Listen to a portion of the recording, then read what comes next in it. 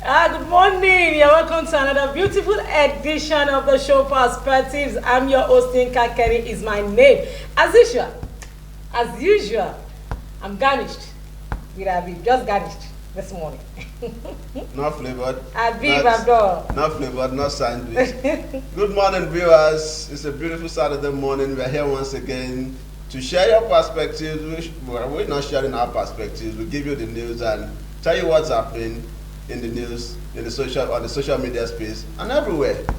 Stay tuned and be with us. You are short of a jolly good ride this morning. Jolly good ride. I tell you, we have so much on our plates this morning, and we're going to be very, very fast about it because we want you, our viewers, to be a part of the show this morning.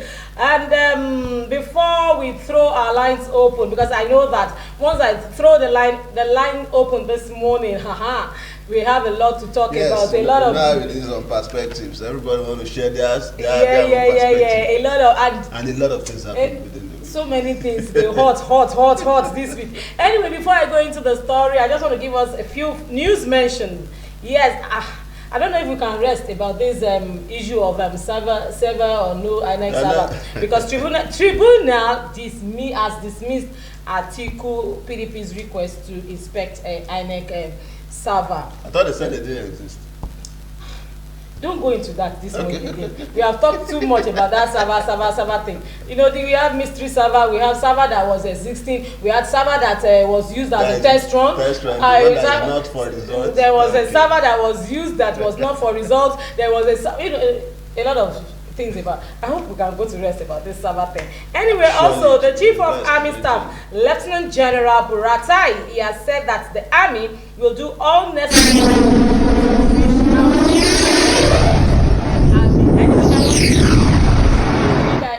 I was going through the papers and I came across a cartoon that said that we are fishing out the bad eggs. Please, let's get rid of those eggs, those chickens that are laying. Oh yeah, that's a good advice. Oh my God! So we have chickens that are laying. Exactly, get rid of the chicken. You won't have bad eggs. We will have bad eggs again. Oh my God! Anyway, this morning we are starting with the story of the Vice President. Yes, during the week. You received a lot. Yeah.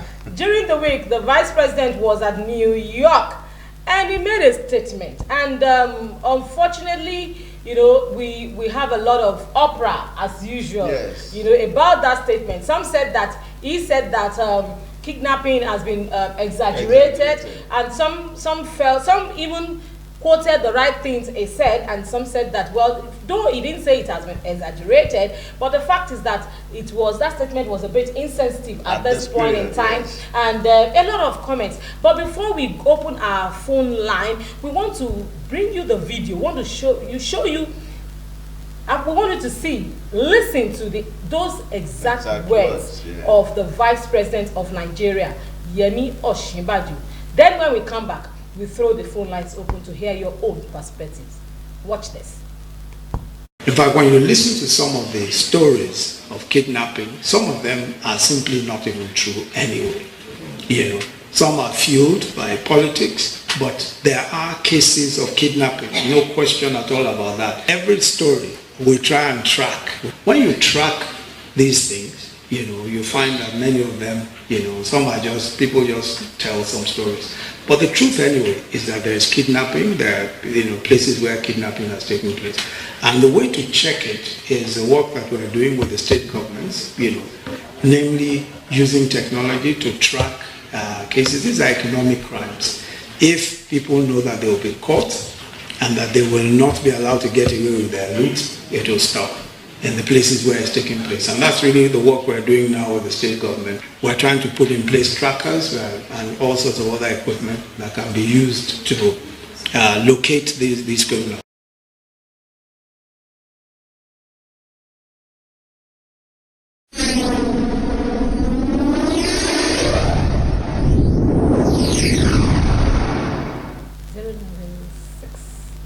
Welcome back to the show. Yes, those were his statements.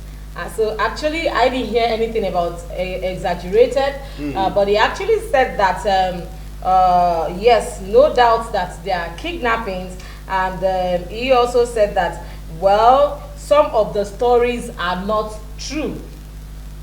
Which we've had one story of fake kidnapping there. Exactly, a pastor where you have a lot of fact. people, bringing out a lot of fake. But in the midst of it all, there are kidnappings, and there are a lot of, harm that is being done in Nigeria presently, and Nigerians are crying for security. The number to call is on your screen now. 0906-7575260. The number to call is 0906-7575260. I want my director to please put the number on the screen so that our viewers can call in. Yes, that's the number to call. It's on your screen now. Please call in. Let's hear your own perspective. What do you feel about the Vice President's statement? Yeah, the other thing is because of the Vice President. If it's a social commentator, then it could be. But coming from the Vice President, people want to hear assurances and, want to say, we'll take this thing out, we'll wipe it out, we'll do with them. Those are the kind of things that will, give people confidence and, But it's all good. We pray that this thing stop. It just has to. Okay, we have a call. Hello, good morning. Hello, good morning. Hello, good morning. Put down the volume of your TV, please. Okay, please call us back. I'd like to tell our viewers that when you want to call, you can listen to your TV and listen to your phone. You have to listen through your phone. Please put down the volume of your TV so that we can hear ourselves. Okay, we have our hot story this morning. Hot story. Do we have a call there? Okay. Our hot story this morning. This one happened. The wife of the popular musician, Timi Dakolo, her name is Busola Dakolo. She granted an interview during the week. I think it was 2 or 3 days precisely. And in that interview, she has accused the pastor of Koza, that is Pastor Fatoyinbo, of raping her while she was a teenager. And that has brought a lot of uproar also. Some people are saying that, why is she speaking out just now? Why didn't she speak out all the while? Why is it now? Some are saying probably there was no cash payment or here and there, blah, blah, blah, blah.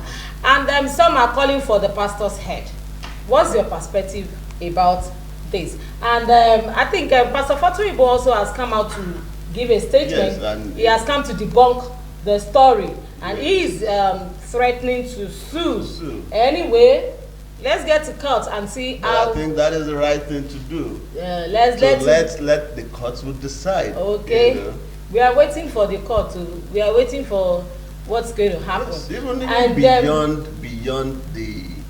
beyond the allegation, beyond the accusation, she should go to court too. So it's a welcome development. Let's go to court. Let's go to court and sort it out. Yeah. Yes, I want to hear your own perspective of what you feel about the kidnap story. I know that in the recent time, this same pastor has had a lot of scandals to his name. Yes. It's been one or two controversies and Yes, and I don't know when people begin to say that, why is she speaking up now? Why is it now that she's speaking up? Why hasn't she spoken up before? I just feel that if truly it happened, if it is being confirmed that this really happened, she was raped, this is a mental, something that affects the woman mentally, psychologically. Definitely. So it takes time for her to, get over this and be able to speak out her mind. We deal with issues differently, There are times you are not ready. You understand? Something happened to you, even in matter of forgiveness too. Exactly. You hold it for so long. Exactly. A time comes and you are ready to talk about it. Exactly. So that and even the time of coming it to me. Someone even said on Twitter that she was there and he went to bring a we'll get there. I shouldn't let the cat out. We'll get there. Okay, please, what do you feel about this Pastor Fatoyinbo's issue that is trending presently. Do we have a call there? Okay. The issue that is trending presently, please, let's hear your own perspective of the story. It happened so many years ago, but she has just picked up the courage to come to say that, you know, this is what went down. Abib. Yes. Now, xenophobia appears to be rearing its ugly head again. Yes. In Ghana, we had an issue where Nigerians were attacked. The spare parts dealers in Kumasi, Ghana. The Ghanaians, you know, decided that the shops should be locked, the shops belonging to foreigners. But, you know, as it is, we have about over 50 Nigerian shops there, and they were all locked. So those that came out to open their shops, they were physically attacked and manhandled. You know, it was not a good sight. Our Abika Dabiri has intervened in the matter. Hello? And Sorry. Hello, good morning. okay. Good morning. Am I speaking with my TV studio line? MITV, Yes. You are on to perspective. Good morning. Please put down the volume of your TV set. What's your name and where are you calling from? Please put down the volume of your TV set. Okay, so as I was saying, the government has intervened, and the Ghanaian government has assured Nigerians that normalcy will be restored. They have assured that the perpetrators have been arrested and they will be charged accordingly. You know, this xenophobia thing, you know, it keeps... Now, what are the Ghanaians saying? They are saying that according to their laws, retail trade is exclusive. Sorry, Abby, we have a call. Hello, good morning. Good morning, my name. What's your name and where are you calling from? My name is Ibrahim Peter. Where are you calling from?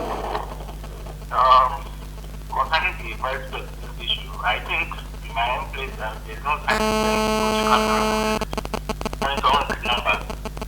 For me, I would say that is a right according to the vice president. Not the Pato Yibo issue. The case is becoming too many. If one, two, three people are complaining about the same issue, I think there will be elements of truth for that. Exactly. So the right thing for him to do is to go to court as he has claimed. If he's innocent, the court will prove that to be real. And if he is guilty, should be sentenced accordingly. Thank you. Thank you for calling. That's his own perspective. Yes, he should go to court. The case should be taken to court. Yes, okay. No, yes, as I was saying, the Ghanaians are saying that the Ghanaians have exclusive rights for retail trade, and over the years, that law has not been enforced. And they're now saying that the Nigerians are selling their spare parts at a cheaper rate, then they are getting more customers. Sorry, okay. It's like we have a call there. Okay. Sorry. Yes, the standards authority, the Ghanaian Standards Authority, according to them, you know, came out about 6 months ago that. Sorry, Abby. Yes, hello? Go ahead. Hello. Okay. Yes, they said that they tested the spare parts that the Nigerians imported, and 85% are allegedly substandard. You know, those were their claims. But you know, they now took laws into their hands, decided that they should close shop, and they attack people, which is very, very. But the good thing is that the essay to the federal government on the issues of diaspora, yes, Abika Dabiri, she has intervened, and I think things have been returned to normalcy. And a good thing is also that the president of Ghana has also intervened, because he is saying that he's not going to compromise, he's not going to do anything that will, you know, affect, you know, the relationship between Nigeria and Ghana. So I think things are even Abika Dabiri commended the promptness of the response of the Ghanaian government, which is commendable. Yes. We'll go on a short break. Please don't go anywhere. We still have so much for you this morning. The show is still Perspectives. Please stay tuned.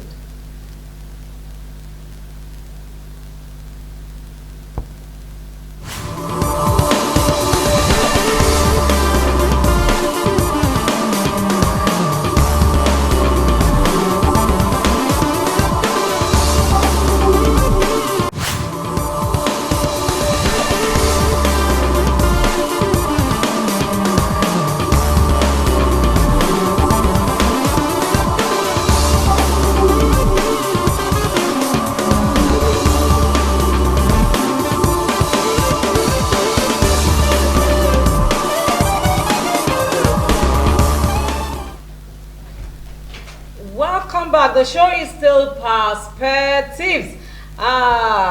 We told you about the vice president's, announcement in the New York that has gone viral, and we have talked about Pastor Fato Imbo's issue also. Right now, talking about even according to what the vice president said about the issue of the being kidnapped, a lot of kidnap stories not true. We had another one during the week. We won Mrs. Yemi Samuel. She arranged her own kidnap to raise money, according to her, for her husband. She said, according to her story, she said her husband has got a lot of family members that has money, but they are not ready to assist them, and they are suffering, and her husband wants to do business. However, she decided to arrange her own kidnap. And she requested for a ransom of 5 million naira. This one a bargain. After a lot of persuasion, she went down to 1 million naira. At the end of the day, they landed at 500,000 naira. Anyway, when the ransom was about to pay, the ends of the law caught up with her. The number to call is 0906 7575260. Please do call us and let's hear your own perspective of all the stories that we are bringing you this morning. I really don't know. Oh my God. Anyway, you see this entitlement mentality that your family members have money, or you perceive, or you feel that some people have money and then you are entitled to it. It is wrong. It is whoever you think has money, it is his money. You spend it anyhow you want. But I just feel that as much as I'm not justifying our action, I just feel that we should just try and be our brother's keepers. You know, as much as God has provided for you, try and look at the other person, because we know that a lot of things are happening, presently in Nigeria now. A lot of people are frustrated. Frustration is pushing even people to, suicide and all whatnot. But notwithstanding, a crime is a crime. You shouldn't be frustrated to commit a crime. 500,000. I mean, 1 million, 5 million. I mean, come on. Like I said in the other case, it's still greed. Anyway, fella said, Anyway, what do you have with you, Abby? Yes, this is an interesting one. Yeah, we're going to London this time, and are you going with me? Okay, I like that. Yes, the court in London has overturned, an appeal court actually has overturned a case of abortion that they decided to stop abortion. Previously, there was a judgment that a 22-year-old woman got pregnant, but this 22-year-old woman has mental issues, mental disorders. From the ratings of the doctors... In Nigeria? Is it a Nigerian? No, woman? no. Okay. No, from the ratings of... It's a Nigerian woman. Okay. Okay, I didn't get her name actually. From the ratings of the doctor, she has the mental capacity of a 6-year-old. So the fear is that if she puts to bed, she may not be able to take care of this baby, and it may be dangerous to the baby. Our own health, to the mother's health. To the mother's health, and more importantly, the baby. Do you understand? So now, the mother of the pregnant woman appealed the case. Now, I think the major point that the initial judge was looking at was that the doctor is saying that it will affect the mother's health also. Yes. Most importantly, to affect the mother's health. And I know that in mother-child mortality, you rather if the mother and the child are at risk, you fight for the mother's life first. Yes. So I think during the course of the pregnancy, it could further, affect her. Okay. But the mother appealed the case. The mother of the pregnant woman now appealed the case that she's ready to take care of the baby. That it doesn't matter. That she should, they should go ahead with the, course of the pregnancy, and she will take care of the baby, and she will take full responsibility. So the judges looked at the case, and they stopped it. They upturned that decision that she could go ahead and have the baby, which is an interesting one. Exactly. The right to life. It brings a lot of all kinds of debates. Do we have a call? Okay. Okay, we lost that. All right. So that's that. You know, when you hear the way cases are being handled overseas, yes, you know, it just makes you feel, Nigeria, when are we going to get to this level? We will get there when we sort our server issues. Anyway, before we get to social media stories quickly, I just want to say that Dapo Abiodun, the Ogun State governor, the guy has been in the news in the recent time for very, very good things. Anyway, but this time around, he is saying that this month of May, when he got into office, he had to borrow the sum of 7 billion naira to pay salaries. He said he spoke with, you know, his cabinet, you know, that he met, and they said that he shouldn't bother, that he just got in, you know, he was sworn in 29th, and he had to pay salaries on the 31st. That is, people will understand. But he said that he wants to keep to the promises he made to the people, that notwithstanding, he is going to look for money to pay salaries. And he is saying that he's not ready to describe in the open what he edited in Ogun State. Anyway, and he's not ready to say. Why not? You should. He's not ready to say. Go ahead and he's say also not ready to say that this is what his predecessor did, and this is what his predecessor did not do. He's already saying. He's speaking in Proverbs. He's already saying. Don't mind him. He has told us that he went to borrow 7 billion naira. He said, he even said that he makes nothing in the treasury. We hear that all the time. And the next person too will not meet anything. So we are used to that story. Oh no! Oh my God. Anyway, you can still call us. I think we can still pick one more call before we go. The number to call is the 0906757526. Quickly, let's go to our hashtag. What are we seeing on social media now? Kayode Ogundamisi. Yes, Kayode Ogundamisi is saying that.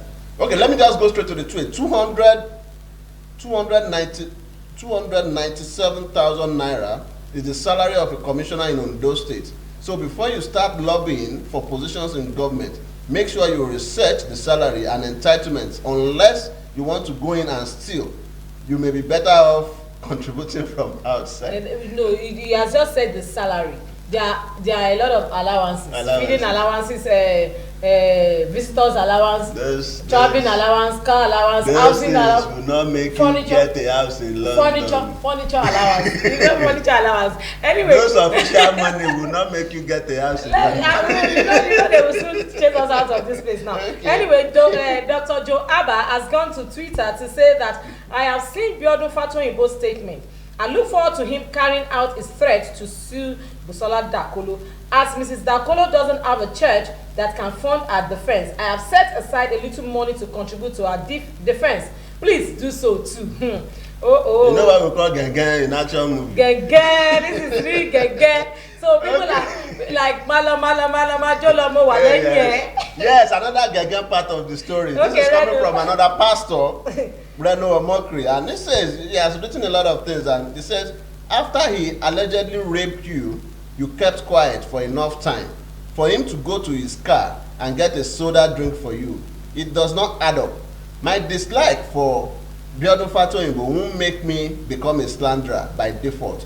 This story rings very false. Whatever Reno meant by that, when somebody that you have held in high esteem, you know, just did something, you know, did something that's supposed to be a taboo, you are dazed. You don't know what to do. You are stunned. You are dumb. That's a possibility. Honestly, but let's go to court and trash that out. Okay, let me not begin to play the lawyer here. Yeah, exactly. Anyway,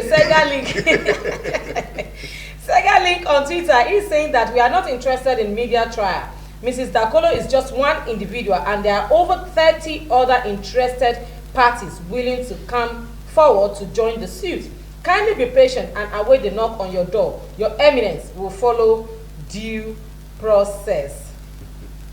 Okay, so much on Pastor Fatoyinbo, and this one is taking us to another story that happened within the week that caused an uproar, sort of. But before you go to that other story, I just want to quickly read From Stella, right? Yes. Okay, yes, go ahead, go ahead. Tweet I from, think it should. A tweet from Stella Damascus. I think I have that. Yes, Stella Damascus. She's saying that I am in tears right now. Just got off the phone with someone I have known for 15 years.